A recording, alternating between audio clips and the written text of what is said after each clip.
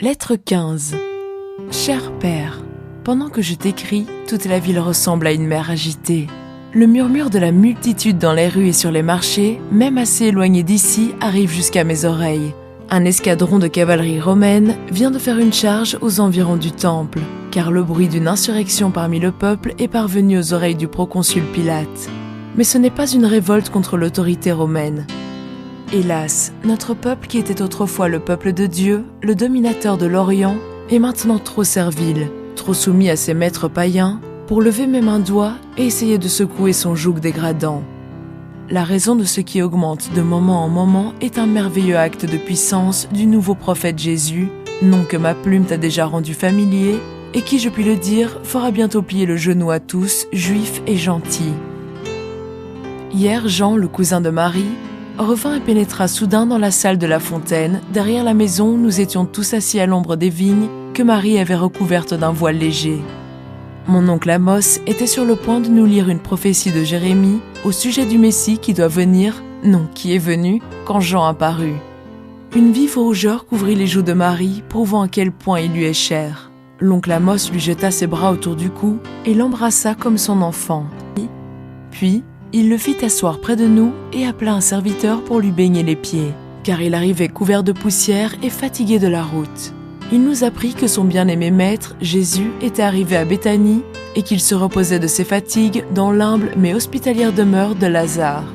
En entendant cela, nous nous en réjouîmes tous. Rabbi Amos tout spécialement semblait rempli de bonheur. « S'il vient à Jérusalem, dit-il avec empressement, il sera mon hôte. Prie-le de demeurer sous mon toit, Jean, afin que ma demeure soit bénie pour avoir abrité un prophète de l'Éternel.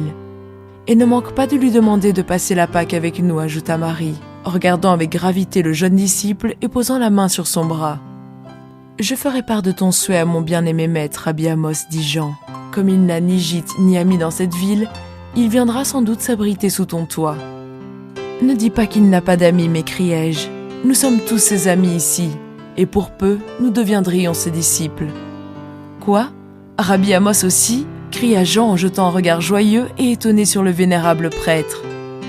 Oui, après tout ce que j'ai vu et entendu, je suis prêt à confesser que c'est un prophète renvoyé de Dieu. Il est beaucoup plus que cela, Rabbi Amos, répondit Jean. Jamais un prophète ne fit les œuvres que fait Jésus. Il semble que toute puissance lui a été donnée.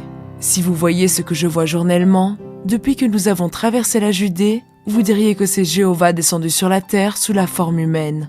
Allons, ne blasphème pas, jeune homme, dit Rabbi Amos avec un doux accent de reproche. Jean inclina la tête en signe de respect pour la remontrance du rabbi, mais il répondit fermement. Jamais homme ne fit ce qu'il fait. S'il n'est pas Dieu fait chair, c'est un ange revêtu de la puissance divine. S'il est le Messie, dis-je, il ne peut être un ange, car les prophéties ne disent-elles pas clairement que le Messie sera un homme de douleur ?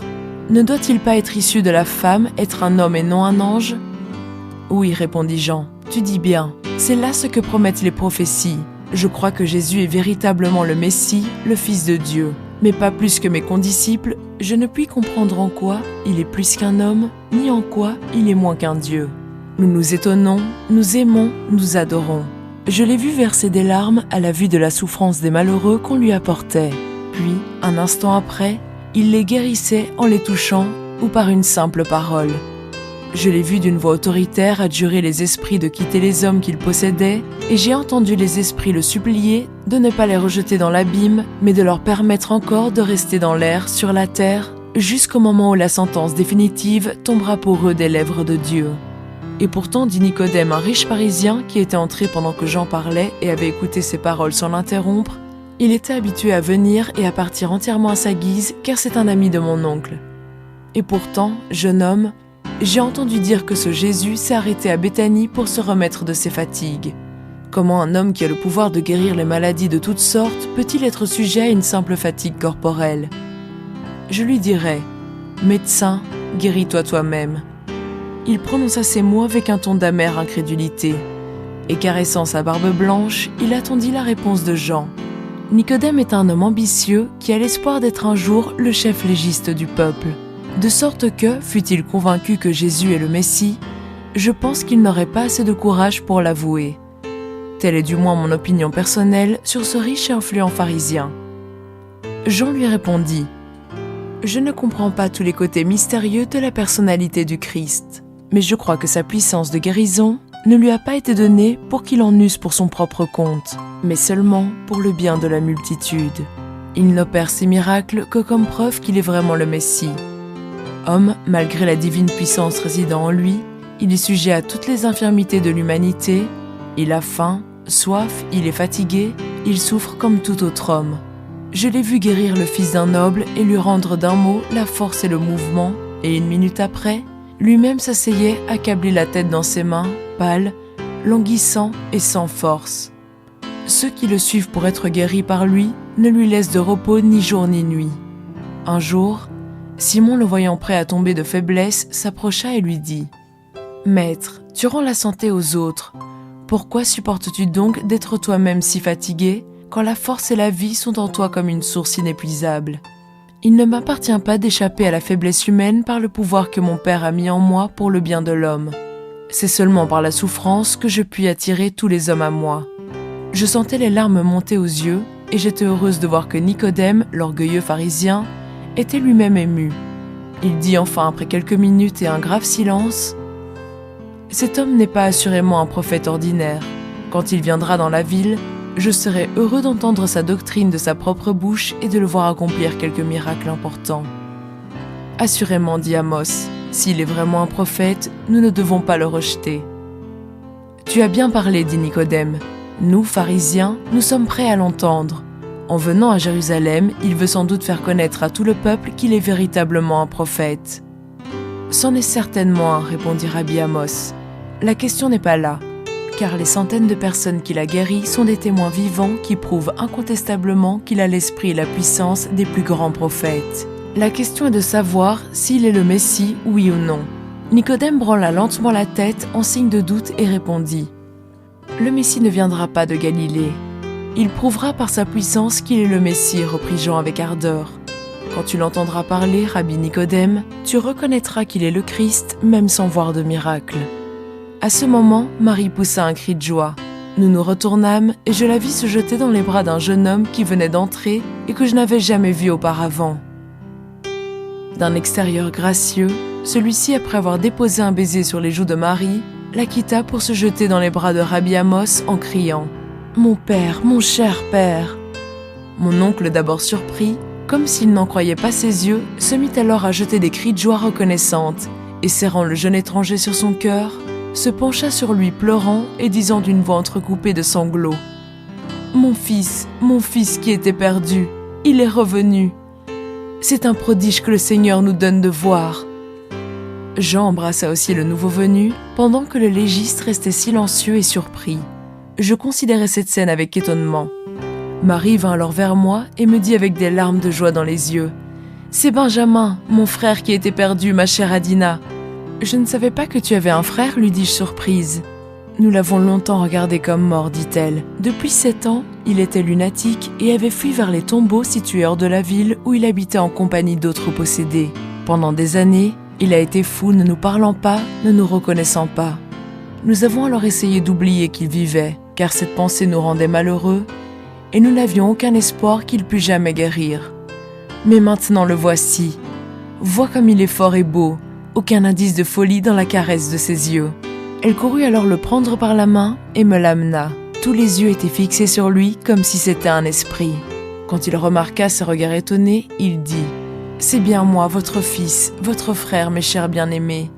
J'ai tous mes sens et je suis parfaitement guéri. »« Qui a opéré cette œuvre admirable en toi, mon fils ?» demanda Rabbi Amos, les lèvres tremblantes, la main sur l'épaule de Benjamin, comme s'il eût craint que son fils vînt de nouveau à disparaître. « C'est Jésus, le prophète du Très-Haut, » répondit Benjamin avec une solennelle gratitude. Un seul cri nous échappa à tous : « Jésus !» J'en étais sûr, dit Jean simplement. Je n'avais pas besoin de demander qui avait fait cette œuvre en lui. Rabbi Nicodème, tu connais ce jeune homme depuis son enfance. Tu l'as vu dans les rages insensées où le jetait sa folie au milieu de ces tombeaux dont il avait fait sa demeure. Doutes-tu encore que Jésus soit vraiment le Christ ? Nicodème ne fit aucune réponse, mais je vis sur son visage qu'il croyait. « Comment cela est-il arrivé, jeune homme ?» demanda-t-il avec une profonde émotion. « Je me promenais ce matin dans la direction de Béthanie, répondit le jeune homme, quand je vis venir une grande foule de gens que je me mis à suivre. En m'approchant, j'aperçus un homme que j'eus aussitôt l'envie folle de tuer. 7 autres possédés qui se trouvaient là furent également pris de ce désir insensé. Et écumant de rage, nous nous précipitâmes vers lui avec des pierres et des couteaux. La foule s'enfuit effrayée à notre approche, lui criant de chercher lui aussi le salut dans la fuite. Mais il ne s'émut pas et nous attendit avec calme. Nous n'étions plus qu'à quelques pas de lui et j'allais le jeter à terre quand, élevant la main, il dit « Paix !» Nous nous arrêtâmes aussitôt comme cloués au sol, impuissants à faire un seul pas, tandis que notre rage atteignait son maximum, mais il nous était impossible de lui faire aucun mal. Nous rugissions, l'écume nous venait à la bouche, car nous comprenions qu'il était le Fils de Dieu et qu'il venait pour nous anéantir. « Sortez de ces hommes et allez-vous-en promptement », dit-il d'un ton de commandement en s'adressant aux démons qui nous possédaient. À ces mots, je tombai à ses pieds dans une crise terrible. Tout mon corps se tordait dans une lutte contre un ennemi invisible. Alors, Jésus se baissa vers moi, posa sa main sur mon front et me dit « Mon fils, lève-toi, tu es guéri. » Ce fut alors comme si un sombre nuage disparaissait de mes yeux. Une nouvelle vie sembla se répandre dans mes membres, pendant que les paroles de celui que j'avais voulu tuer attendrissaient mon cœur. Avec des larmes de joie, je me jetai à ses pieds, les entourant de mes bras, les embrassant, tandis qu'un sentiment de paix et de bonheur inexprimable inondait mon cœur. « Va et crains Dieu, afin que tu ne retombes pas sous la puissance de Satan, » me dit-il en me relevant de la main. Et je le suivis, heureux et glorifiant Dieu, jusqu'à la porte d'un chef de Béthanie, chez qui il entra. Puis je me hâtai de venir ici pour réjouir votre cœur en me montrant à vous. Nous louâmes ensemble Dieu qui nous avait envoyé un tel prophète. En nous quittant, Nicodème souhaita au bienheureux Père un bonheur durable et lui souffla à l'oreille qu'il chercherait l'occasion de parler à Jésus. Quand mon oncle lui dit qu'il espérait avoir le bonheur de posséder comme hôte ce grand prophète, le savant légiste demanda la faveur de pouvoir l'entretenir chez nous.